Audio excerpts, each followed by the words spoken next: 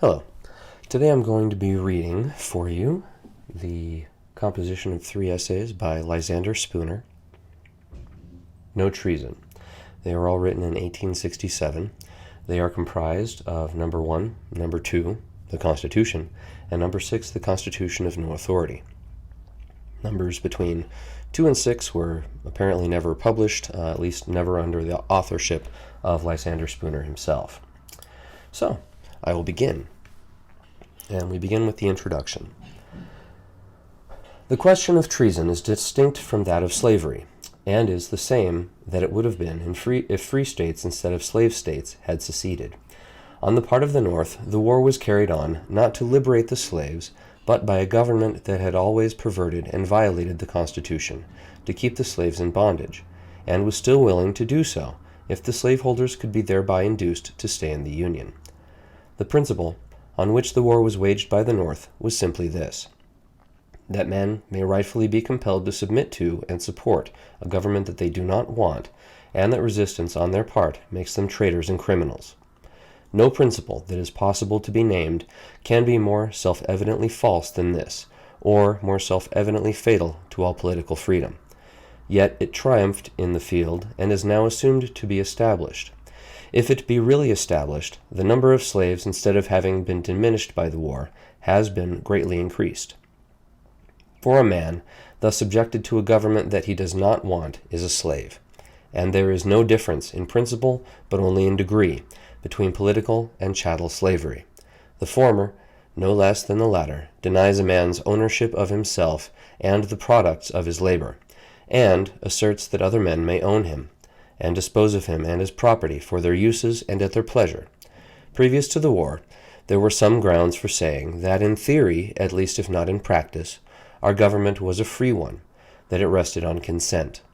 But nothing of that kind can be said now, if the principle on which the war was carried on by the North is irrevocably established.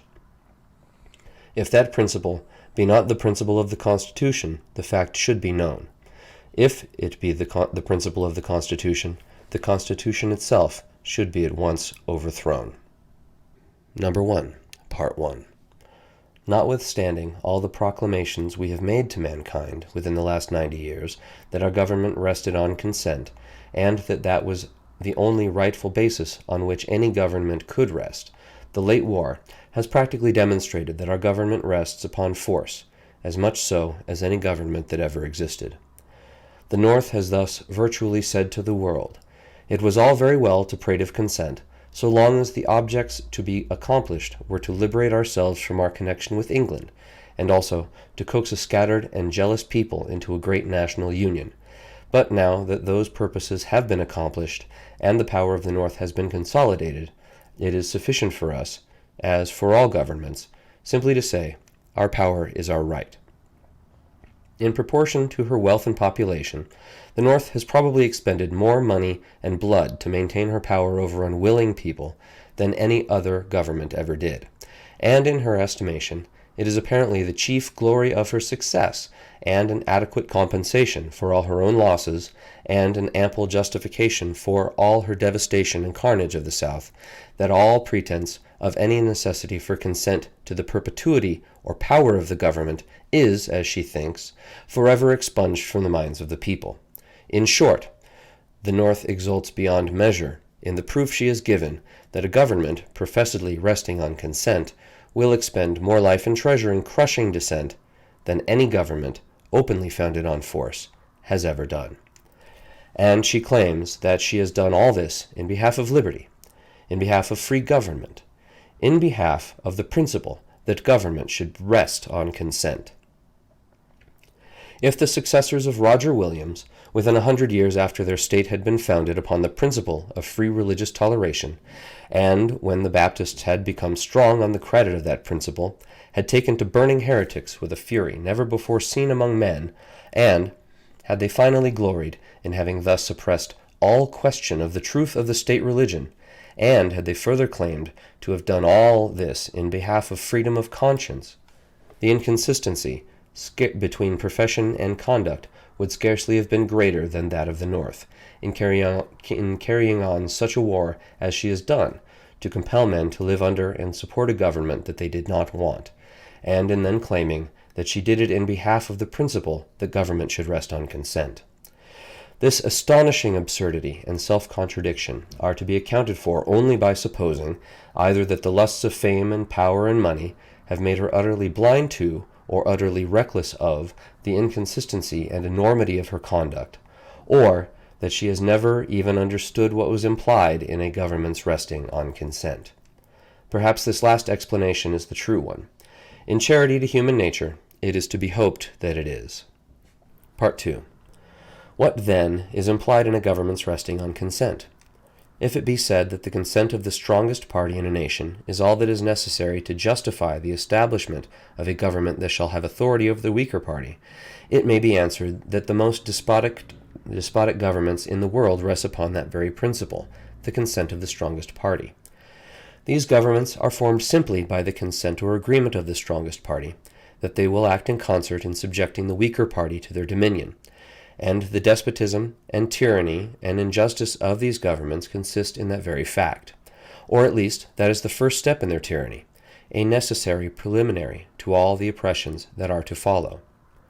If it be said that the consent of the most numerous party in a nation is sufficient to justify the establishment of their power over the less numerous party, it may be answered, first, that two men have no more natural right to exercise any kind of authority over one than one has to exercise the same authority over two. A man's natural rights are his own, against the whole world, and any infringement of them is equally a crime, whether committed by one man or by millions, whether committed by one man calling himself a robber or by any other name indicating his true character, or by millions calling themselves a government.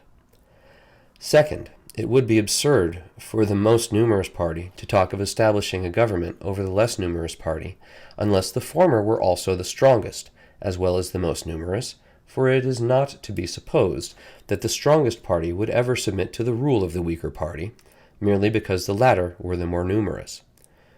As a matter of fact, it is perhaps never that governments are established by the most numerous party. They are usually, if not always, established by the less numerous party, their superior strength consisting of superior wealth, intelligence, and ability to act in concert. Third, our Constitution does not profess to have been established simply by the majority, but by the people, the minority as much as the majority. Fourth, if our fathers, in 1776, had acknowledged the principle that a majority had the right to rule the minority, we should never have become a nation, for they were in a small minority, as compared with those who claimed the right to rule over them. Fifth, majorities, as such, afford no guarantees for justice. They are men of the same nature as minorities.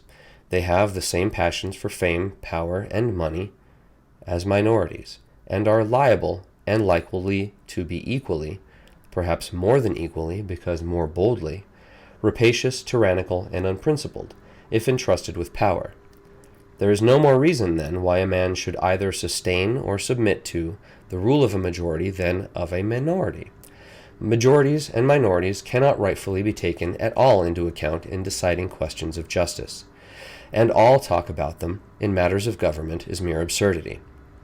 Men are dunces for uniting to sustain any government or any laws, except those in which they are all agreed, and nothing but force and fraud compel men to sustain any other.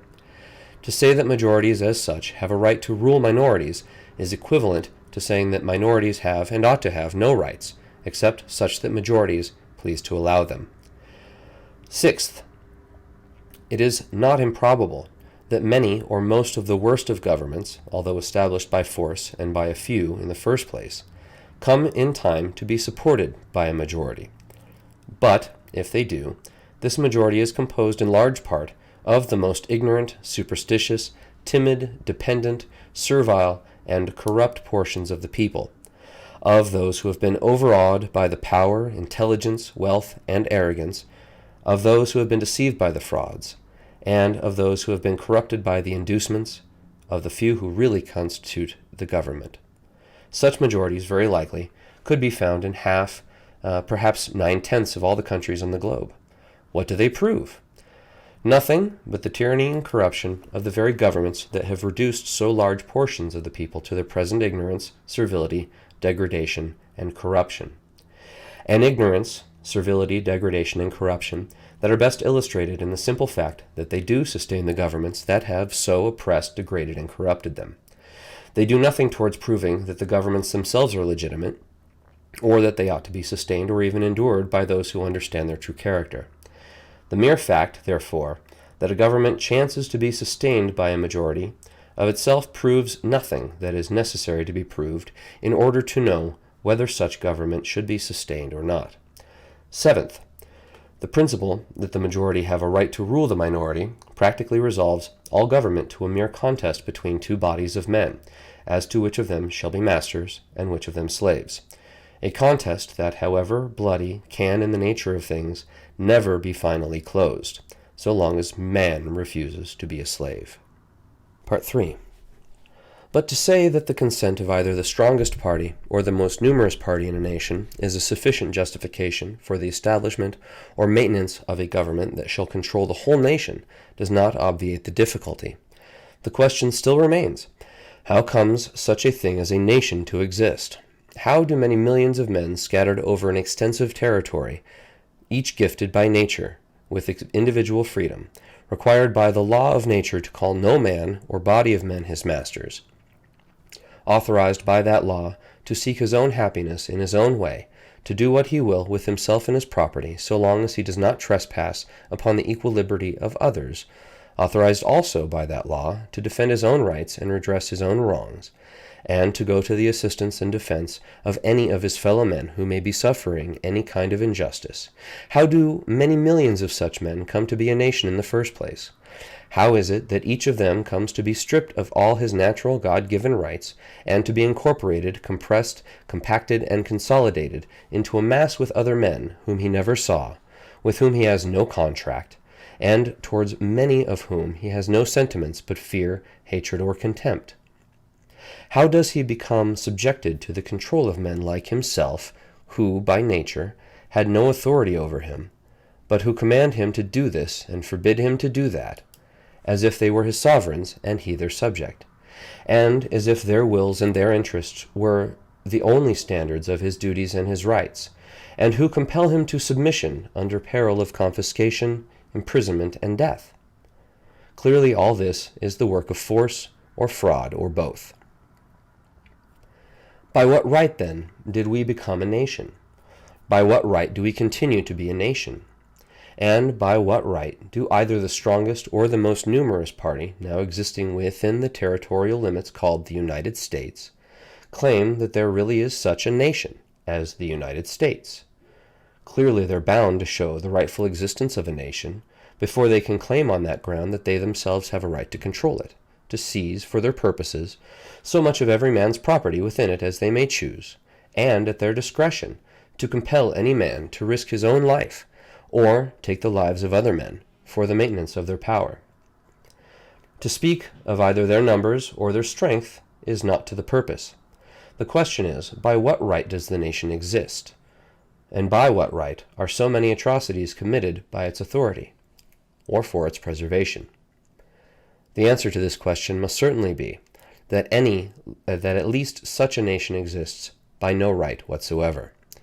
We are, therefore, driven to the acknowledgment that nations and governments, if they can rightfully exist at all, can exist only by consent. Part 4.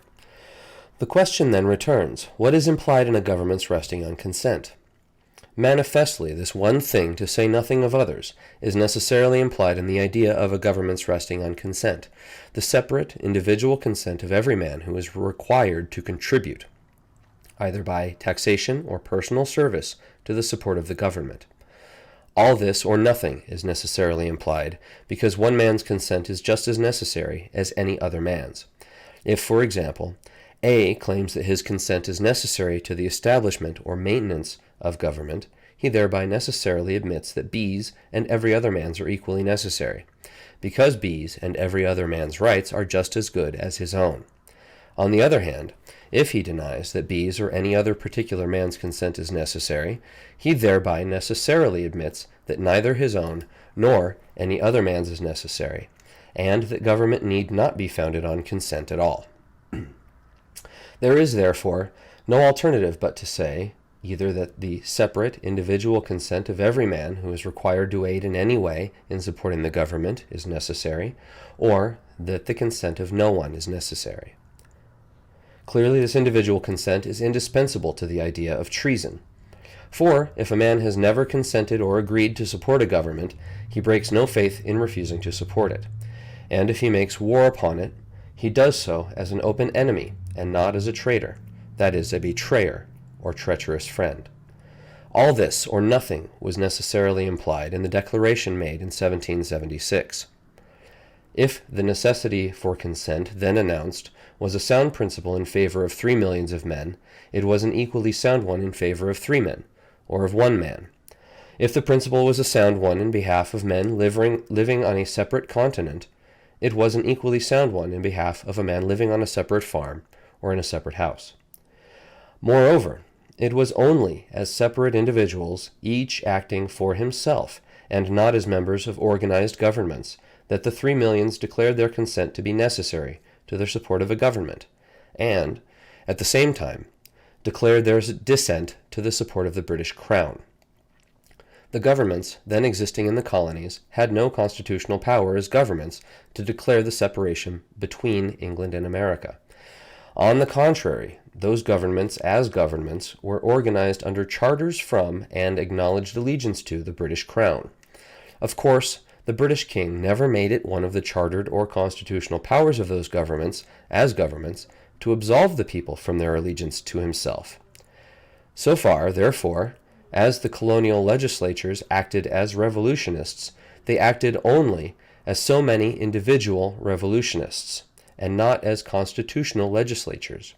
And their representatives at Philadelphia, who first declared independence, were, in the eye of the constitutional law of the day, simply a committee of revolutionists, and in no sense constitutional authorities, or the representatives of constitutional authorities. It was also, in the eye of the law, only as separate individuals, each acting for himself, and exercising simply his natural rights as an individual, that the people at large assented to and ratified the declaration. It was only as so many individuals, each acting for himself and exercising simply with natural rights, that they revolutionized the constitutional character of their local governments, so as to exclude the idea of allegiance to Great Britain, changing their forms only as and when their convenience dictated. The whole revolution, therefore, as a revolution, was declared and accomplished by the people acting separately as individuals and exercising each his natural rights, and not by their governments in the exercise of their constitutional powers. It was therefore as individuals, and only as individuals, each acting for himself alone, that they declared that their consent, that is, their individual consent, for each one could consent only for himself, was necessary to the creation or perpetuity of any government that they could rightfully be called on to support. In the same way, each declared for himself that his own will, pleasure, and discretion were the only authorities he had any occasion to consult in determining whether he would any longer support the government under which he had always lived. And if this action of each individual were valid and rightful when he had so many other individuals to keep him company, it would have been, in the view of natural justice and right, equally valid and rightful if he had taken the same step alone. He had the same natural right to take up arms alone to defend his own property against a single tax gatherer that he had to take up arms in company with 3 millions of others to defend the property of all against an army of tax gatherers. Thus the whole revolution turned upon, asserted, and in theory established the right of each and every man, at his discretion, to release himself from the support of the government under which he had lived. And this principle was asserted not as a right peculiar to themselves or to that time, or as applicable only to the government then existing, but as a universal right of all men at all times and under all circumstances. George III called our ancestors traitors for what they did at that time. But they were not traitors, in fact, whatever he or his laws may have called them.